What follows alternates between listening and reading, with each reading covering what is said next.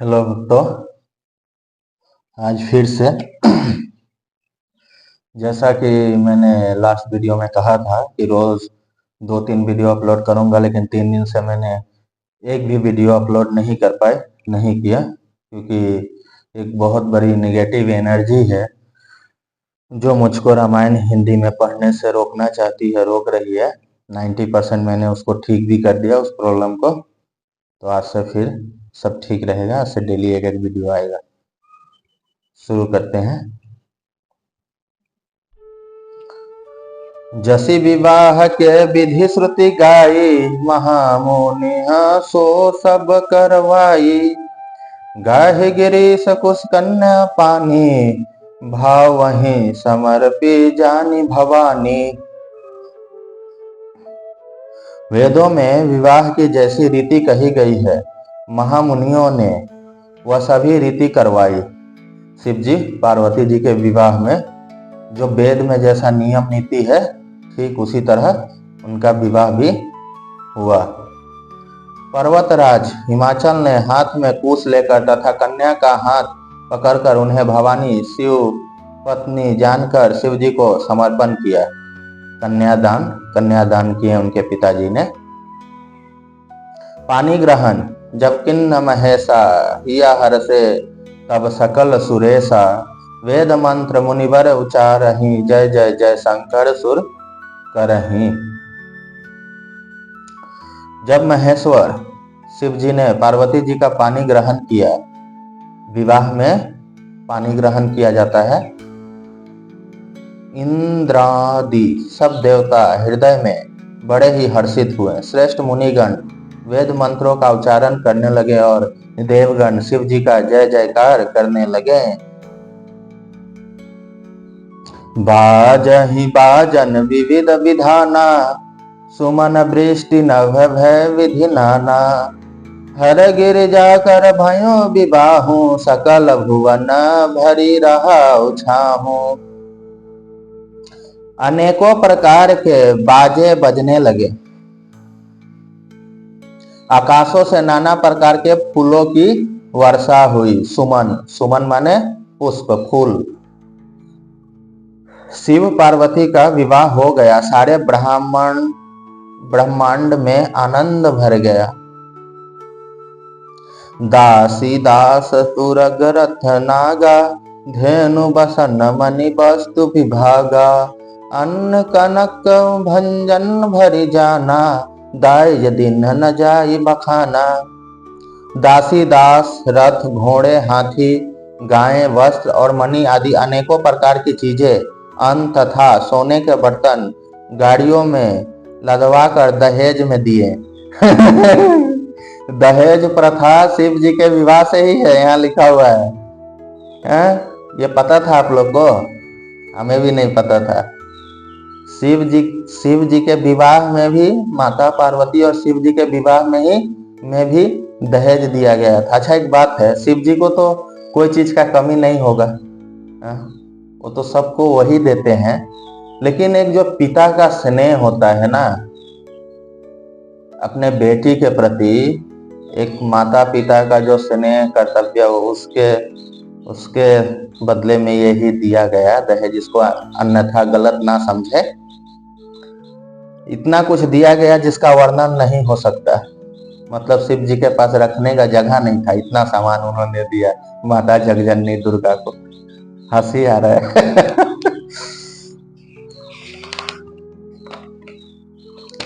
छंद है।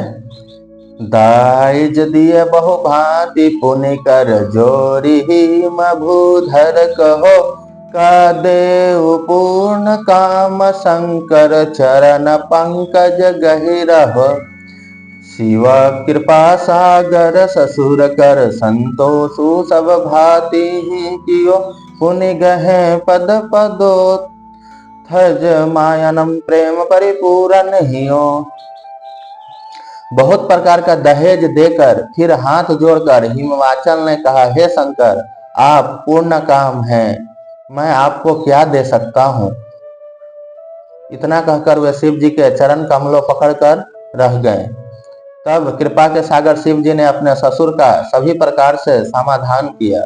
फिर प्रेम से परिपूर्ण हृदय मैना जी ने शिव जी के चरण कमल पकड़ लिए। मतलब दोनों माता पार्वती के माता पिता दोनों शिव जी के चरण पकड़ रहे हैं कि गलती सलती माफ करें।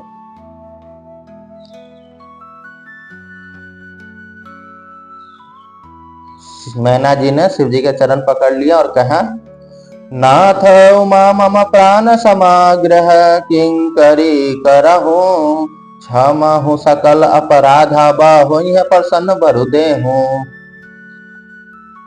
हे नाथ, यह उमा मुझे मेरे प्राणों के समान प्यारी है। माता पार्वती की माँ शिव जी से कह रही है, ये उमा मतलब पार्वती मुझे अपनों प्राणों से भी प्यारी है। आप इसे अपने घर की टहलनी बनाइएगा और इसके सब अपराधों को क्षमा करते रहिएगा। अब प्रसन्न होकर मुझे यही वर दीजिए।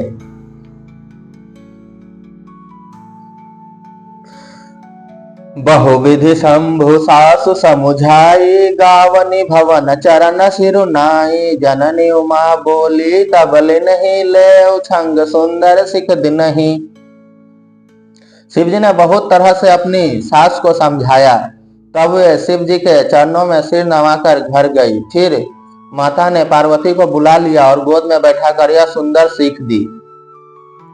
माता पार्वती की माँ मैना माता पार्वती को बुला के गोद में बैठा लिया और उनको सीख दे रही, ससुराल जाने से पहले जो हर माँ बाप को अपनी बेटी को देना चाहिए। क्या दे रही है?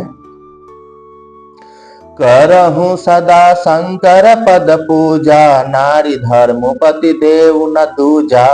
बचन कहत भर लोचन बारी, बहुरी लाई उर्लिन्य कुमारी। मैना माता पार्वती की माँ कहती है, हे पार्वती, तू सदा शिव जी के चरण की पूजा करना, दोनों चरणों की पूजा करना। नारियों का यही धर्म है कि वो अपने पति का पूजा करे। उनके लिए पति ही देवता है और कोई देवता नहीं है। ये वीडियो सब लड़कियां, सब भक्तनी लोग देखें जिनका विवाह होने वाला है। इस प्रकार की बातें कहते कहते उनकी आंखों में आंसू भर आई और उन्हें कन्या को छाती से लिपटा लिया। मैना माता पार्वती की माँ ये सब समझाते समझाते रोने लगी और उनको गले से लगा लिया। कत विधि सृजि नारी जग माही, पराधीन सपना सुख नाही। मैं अति प्रेम विकल मह तारी, धीरज किन्ह कुसुमय विचारी। फिर मैना बोली कि विधाता ने जगत में स्त्री जाति को क्यों पैदा किया? पराधीन को सपनों में भी सुख नहीं मिलता। ये कहते हुए माता प्रेम में अत्यंत विकल हो गई, परंतु कुछ समय जानकर दुख करने का अवसर ना जानकर उन्होंने धीरज धरा। रोने लगी कि विधाता लड़की और नारी को क्यों बनाए? जन्म देके माता पिता पाल पोस कर बड़ा करते हैं, फिर दूसरों को दान दे देते हैं, दूसरे के घर चली जाती है।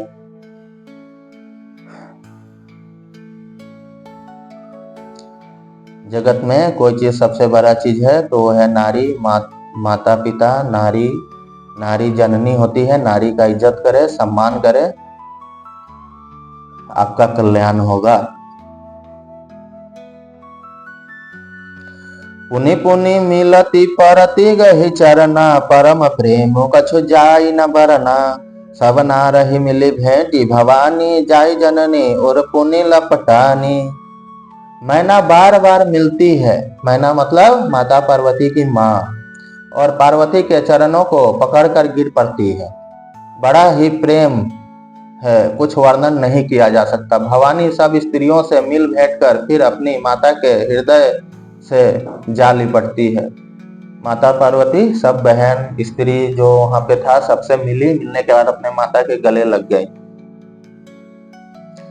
छंद है, जननी बहरी मिली चली, उचित आशीष सब काहू दई, फिरी फिरी बिलोकति मातु तन, तब सखिल शिव पही गए, जाचक सकल संतोषी शंकर, उमा सहित भवन चले, सब अमर हर से सुमन बरसी, निशान नभ बाजे भले।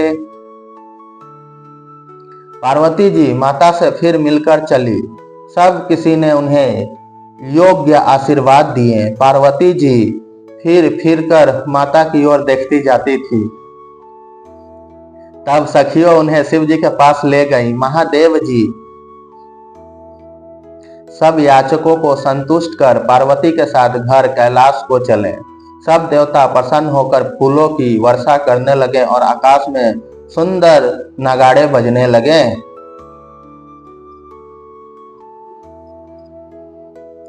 चले संग हिमवंतु तब पहुँचावन अति हेतु, विविध भांति परितोषु करी विदा किन्ह वृषकेतु।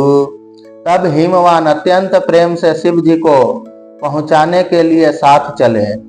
शिव जी के माता पार्वती के पिता भी शिव जी के साथ गए उनको पहुंचाने के लिए। वृषकेतु शिव जी ने बहुत तरह से उन्हें संतोष कराकर विदा किया। तब शिव जी ने उनको समझाकर संतोष करके बोला, आप जाइए, हो जाएगा, हम चले जाएंगे, संतुष्ट करके। तुरत भवन आए गिरिराई, सकल सेल सर लिए बोलाई, आदर दान विनय बहुमाना, सब कर विदा किन्ह हिमवाना। पर्वतराज हिमाचल तुरंत घर आए और उन्होंने सब पर्वतों और सरोवरों को बुलाया। हिमवान ने आदर दान विनय और बहुत सम्मान पूर्वक सबकी विदाई की। घर में जो जो मेहमान लोग आए थे सबको विदाई किए। नेगेटिव एनर्जी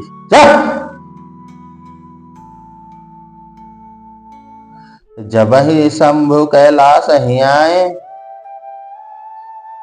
सूर सब निज निज लोक सिधाए, जगत मातु पितु शंभु भवानी, तेहि सिंगारु न कहूँ बखानी।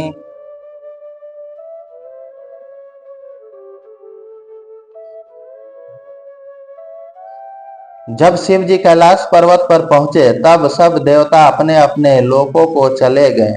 तुलसीदास जी कहते हैं कि पार्वती जी और शिव जी जगत के माता पिता हैं, इसीलिए मैं उनके श्रृंगार का वर्णन नहीं करता। करहि विविध विधि भोग विलासा, गणः समेत बसहि कैलासा, हर गिरिजा बिहार नित नऊ, यही विधि विपुल काल चली गऊ। शिव पार्वती विविध प्रकार के भोग विलास करते हुए अपने गणों सहित कैलाश पर रहने लगे। वे नित्य नए विहार करते थे। इस प्रकार बहुत समय बीत गया।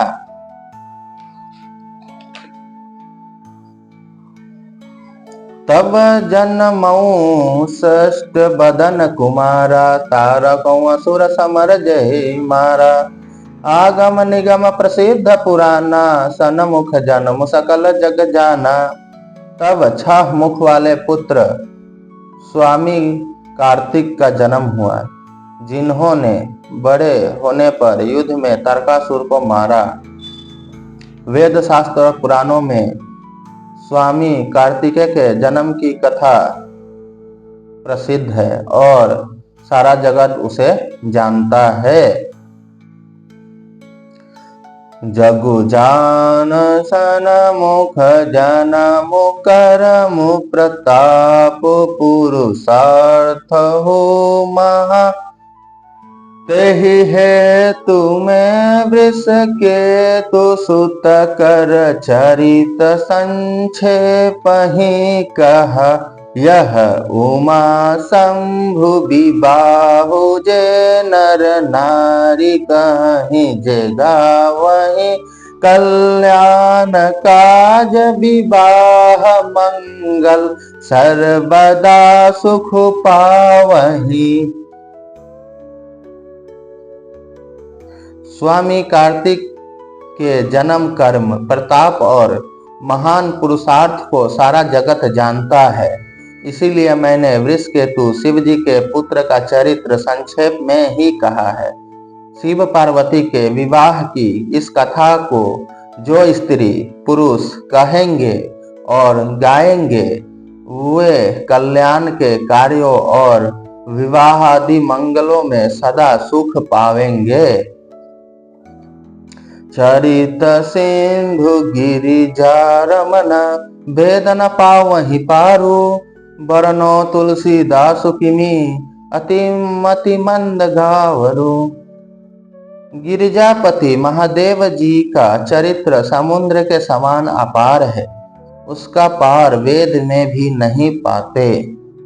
तब अत्यंत मंद बुद्धि और गंवार तुलसीदास उसका वर्णन कैसे कर सकता है। तुलसीदास जी अपने बारे में कह रहे हैं कि भगवान का चरित्र जो है वो वेद भी नहीं गा सकते, तो मैं मंद बुद्धि तुलसीदास कैसे गा सकता हूँ। फिर भी जितना कोशिश किया, जितना सका उतना गाया। शंभु चरित सुनि सरस सुहावा भरद्वाज मुनि अति सुख पावा बहु लालसा कथा पर बाड़ी नयन ही नीरु रोमावली ठाड़ी। शिव जी के रसीले और सुहावने चरित्र को सुनकर मुनि भरद्वाज जी ने बहुत ही सुख पाया। कथा सुनने की उनकी लालसा बहुत बढ़ गई, नेत्रों में जल भर आया तथा रोम वाली खड़ी हो गई, रोआ खड़ा हो गया कथा सुन के। प्रेम विवश मुख आवन बानी दशा देखी हर से मुनि ज्ञानी अहो धन्य तब जन्म मुनीसा तुम ही प्राण सम प्रिय गौरीसा। वे प्रेम मुग्ध हो गए, पूरा प्रेम में खो गए, मुख से वाणी नहीं निकल रही है, इतने खुश इतने आनंद है कि उनसे कुछ बोला नहीं जा रहा है। उनकी यह दशा देखकर ज्ञानी मुनि याज्ञवल्क्य बहुत प्रसन्न हुए और बोले, हे मुनीश, आहा आहा तुम्हारा जन्म धन्य है, तुमको गौरीपति शिव जी प्राणों के समान प्रिय हैं। बोलिए पार्वती पते नमः। हर हर महादेव। शिव पद कमल जिन्ह रति नाही राम हिते सपनहु सन सोहाही। बिनु छल विश्वनाथ पद नेहु राम भगत कर लक्षण एहु। शिव जी के चरण कमलों में जिनकी प्रीति नहीं है वे श्री रामचंद्र जी को स्वप्रेम भी अच्छे नहीं लगते। विश्वनाथ श्री शिव जी के चरणों में निष्कपट विशुद्ध प्रेम होना यही राम भक्त का लक्षण है। शिव सम को रघुपति व्रत धारी बिनु अघत जी सती असी नारी। पनु करी रघुपति भगति देखाई को शिव सम राम ही प्रिय भाई। शिव जी के समान रघुनाथ जी की भक्ति का व्रत धारण करने वाला कौन है, जिन्होंने बिना ही पाप के सती जैसी स्त्री को त्याग दिया और प्रतिज्ञा करके श्री रघुनाथ जी की भक्ति को दिखा दिया। हे भाई, श्री रामचंद्र जी को शिव जी के समान और कौन प्यारा है। प्रथम ही मैं कहीं शिव चरित बुझा मर्म तुम्हार। सुचि सेवक तुम राम के रहित समस्त विकार। मैंने पहले ही शिव जी का चरित्र कहकर तुम्हारा भेद समझ लिया। तुम श्री रामचंद्र जी के पवित्र सेवक हो और समस्त दोषों से रहित हो। मैं जाना तुम्हारा गुणशीला कहूँ सुनहु अब रघुपति लीला। सुन मुनि आजू समागम तोरे कहीं न जाए जस सुख मन मोरे। मैंने तुम्हारा गुण और शील जान लिया, अब मैं श्री रघुनाथ जी की लीला कहता हूँ सुनो। हे मुनि सुनो, आज तुम्हारे मिलने से मेरे मन में जो आनंद हुआ है वह कहा नहीं जा सकता। मैं अपना वीडियो जो 30 मिनट का बनाता हूँ, मैं खुद पूरा नहीं देख पाता यूट्यूब पे। हाँ, तो आप लोग कैसे देख पाएंगे? नहीं, ये कलयुग है। कलयुग में सिर्फ राम नाम लेने से ही कल्याण हो जाएगा। कलयुग में पुण्य नहीं कर पाएंगे आप। निगेटिव एनर्जी आपको रोक देगा। आपके पास सब कुछ होगा, पैसा धन दौलत सब कुछ, लेकिन पुण्य करने के लिए समय नहीं होगा, पूजा करने के लिए समय नहीं होगा। पूजा पे आप 10 मिनट से ज्यादा बैठ नहीं पाएंगे, आपको उठा के खींच के फेंक देगा। तो कल्याण चाहते हैं अपना, वीडियो को पूरा देखें, यही कहूँगा। देखें या ना देखें आप, मैं तो डालूंगा ही, लेकिन देखेंगे सुनेंगे, ना देखें सिर्फ सुने, उससे भी आपका कल्याण होगा।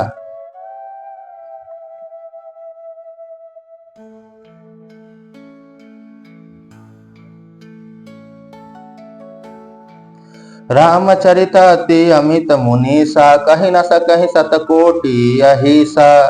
तदपि यथा श्रुत कहूँ बखानी, सुमरह गिरापति प्रभु धनु पानी। हे मुनीश्वर, रामचरित अत्यंत अपार है, 100 करोड़ शेष जी भी उसे नहीं कह सकते। तथापि जैसा मैंने सुना है वैसा वाणी के स्वामी और हाथ में धनुष लिए हुए प्रभु श्री रामचंद्र जी का स्मरण करके कहता हूँ। शारद दारुनारी सम स्वामी, रामो सूत्रधर अंतर जामी। जहि पर कृपा करहि जनु जानी, कबीर राजिर नाच वही बानी। सरस्वती जी कठपुतली के समान हैं और अंतर्जामी स्वामी श्री रामचंद्र जी सूत पकड़कर कठपुतली को नचाने वाले सूत्रधार हैं। अपना भक्त जानकर जिस कपिवर वे कृपा करते हैं, उसके हृदय रूपी आंगन में सरस्वती को वे नचाया करते हैं। मतलब कह रहे हैं मैं कुछ नहीं हूँ, श्री रामचंद्र जी जो चाहेंगे वो मुझसे करवाएंगे, मैं कुछ नहीं कर रहा, सब वही करवा रहे हैं। प्रणव सोई कृपाल रघुनाथा, बरनऊ विशद तासु गुण गाथा। परम रम्य गिरिवरु कैलासु, सदा जहाँ शिव उमा निवासु। उन्हीं कृपालु श्री रघुनाथ जी को मैं प्रणाम करता हूँ और उन्हीं के निर्मल गुणों की कथा कहता हूँ। कैलाश पर्वतों में श्रेष्ठ और बहुत ही रमणीय है, जहाँ शिव पार्वती जी सदा निवास करते हैं। सिद्ध तपोधन जोगी जन सुर किन्नर मुनि वृंद, बसहे तहाँ सुकृति सकल सेवहि शिव सुख कंद। सिद्ध तपस्वी योगी गण देवता किन्नर और मुनियों के समूह उस पर्वत पर रहते हैं। वे सब बड़े पुण्य आत्मा हैं और आनंदकन श्री महादेव जी की सेवा करते हैं। हरिहर विमुख धर्म रति नाही, ते नर तहाँ सपनौ नहीं जाही। तेह गिरि पर बट बिटप विशाला, नित नूतन सुंदर सब काला। जो भगवान विष्णु और महादेव जी से विमुख हैं और जिनकी धर्मों में प्रीति नहीं है, वे लोग स्वप्रेम भी वहां नहीं जा सकते।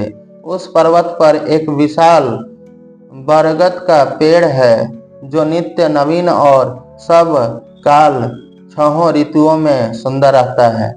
यहाँ लिखा हुआ है ना, आप YouTube पे देख लीजिएगा। ये जो यहाँ लाइन लिखा हुआ है, ये रामायण को प्रमाणित करता है। बहुत बड़े बड़े पर्वत है जिसपे पर्वत आरोही चढ़ चुके हैं, लेकिन कैलाश पर्वत पर अभी तक कोई नहीं चढ़ पाया है। यहाँ लिखा हुआ है कि वो चढ़ भी नहीं पाएंगे। वही चढ़ पाएगा जिसके प्रेम में सच्ची भक्ति भावना होगी। अभी तक कोई नहीं चढ़ पाया है कैलाश पर्वत पे। आप लोग YouTube पे जाकर ये सर्च करके देख ले, वही लाइन यहाँ लिखा हुआ है।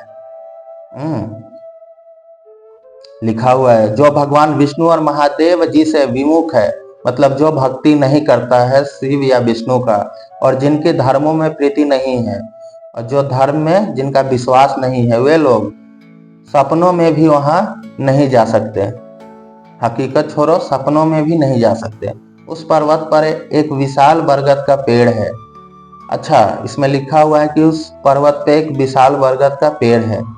वहां जाना चाहिए ना, जाके देखना चाहिए पेड़ है कि नहीं। दूर से जहाज से जाओ या हेलीकॉप्टर से जाओ। जो नित्य नवीन और सब काल 6 ऋतुओं में सुंदर रहता है। जो बरगद का पेड़ कभी पत्ता नहीं झड़ता। ऐसे साल में 2 बार बरगद का पेड़ का पत्ता झड़ जाता है। यहाँ मेरे मंदिर में भी है, मैं झाड़ू लगा के पत्ते को हटाता हूँ। लेकिन यहाँ रामायण में लिखा हुआ है जो कैलाश पर्वत पे जो बरगद का पेड़ है वो उसका पत्ता कभी नहीं झड़ता हो, वो नया ही रहता है। तो उसी को ढूंढ लो ना, पता चल जाएगा ये सब झूठ है ना सच है। इसमें तो लिखा हुआ है। इसको ढूंढना ज्यादा मुश्किल भी नहीं है। कैलाश पर्वत पे कैसे जाओ, कैमरा ले जाओ, ड्रोन ले जाओ, कैसे भी ले जाकर ढूंढ लो।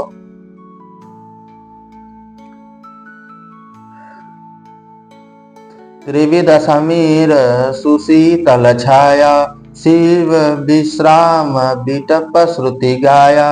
एक बार कहीं तर प्रभु गयो, तरु बिलो की राति सुख भइयो। वहाँ तीनों प्रकार की शीतल मंद और सुगंध वायु बहती रहती है और उसकी छाया बड़ी ठंडी रहती है। वहाँ शिव जी का विश्राम करने का वृक्ष है। उसी वृक्ष के नीचे शिव जी विश्राम करते हैं, जिसे वेदों ने गाया है। एक बार प्रभु शिव जी उस वृक्ष के नीचे गए और उसे देखकर उनके हृदय में बहुत आनंद हुआ। निज कर दासी नागरी पुछाला, बैठ सहज शंभु कृपाला। गुंद इंदुदर गोर शरीरा, भुज प्रबल परिधन मुनि चीरा। अपने हाथ से बाघंबर बिछाकर कृपालु शिव जी स्वभाव से ही बिना किसी खास प्रयोजन के वहां बैठ गए उस वृक्ष के नीचे। कुंदों के पुष्प, चंद्रमा और शंख के समान उनका गोर शरीर था। बड़ी लंबी भुजाएं थी और वे मुनियों के वस्त्र धारण किए हुए थे। तरुण अरुणाम्बुज समचरना, नख दुति भगत हृदय तमहरना। भुजग भूति भूषण त्रिपुरारी, अननु शरद चंद छबिहारी। उनके चरण नए पूर्ण रूप से खिले हुए लाल कमलों के समान थे। नाखों की ज्योति भक्तों के हृदय का अंधकार करने वाली थी, अंधकार हरने वाली थी। सांप और भस्म ही उनके भूषण थे और उन त्रिपुरासुर के शत्रु शिव जी का मुख पूर्णिमा के चंद्रमा की शोभा को भी हरने वाला, फीकी करने वाला था। शिव जी का शरीर का वर्णन हो रहा है।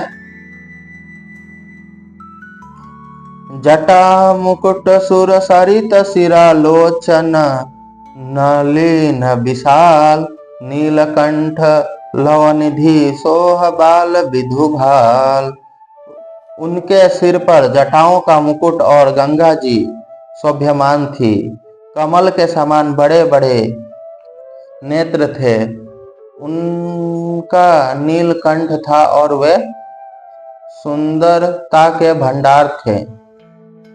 उनके मस्तक पर द्वितीया का चंद्रमा शोभित था, आधा चंद्रमा। आज के लिए इतना ही रहने देते हैं। अभी तक हमें रामायण में कहीं भी जात पात कुछ भेदभाव नहीं मिला। बोलिए पार्वते पते नमः। हर हर महादेव। सियापति रामचंद्र की जय।